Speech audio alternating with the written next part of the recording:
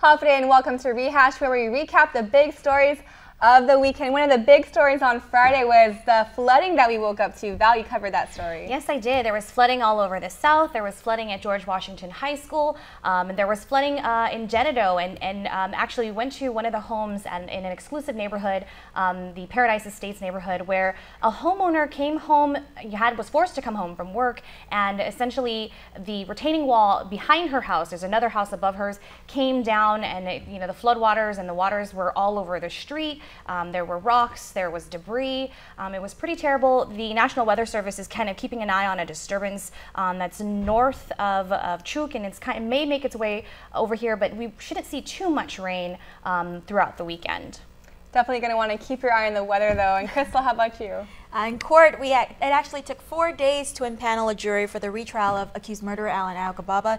If the name sounds familiar, it's because he was tried before. That was about 2 years ago. He went before a jury, but they could not make a unanimous decision on whether or not he was guilty. And so he's going to go again before a new set of jurors. And again, he's accused of killing his mother to collect her death benefits. She was a flight attendant, if you can recall, from the first trial. What's going to be interesting this time around is that he's indigent, he's poor, and he's unable to afford the defense expert witness that he had last time. So they're actually going to be able to play Dr. Cohen.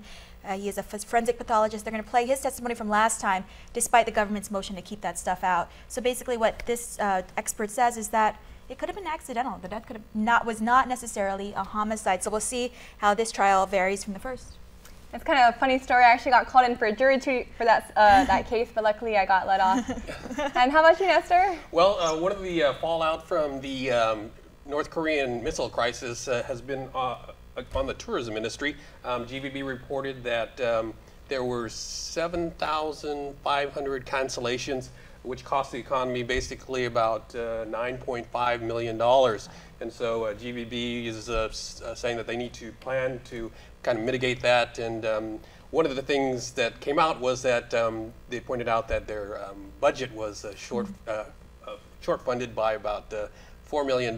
So I think a little bit of umbrage from the legislature. They were taken aback by that. They said they would continue to support the Guam Visitors Bureau in their efforts to kind of shore up the tourism. So, but they were kind of a little bit angered by the fact that they brought that up in connection with the shortfall.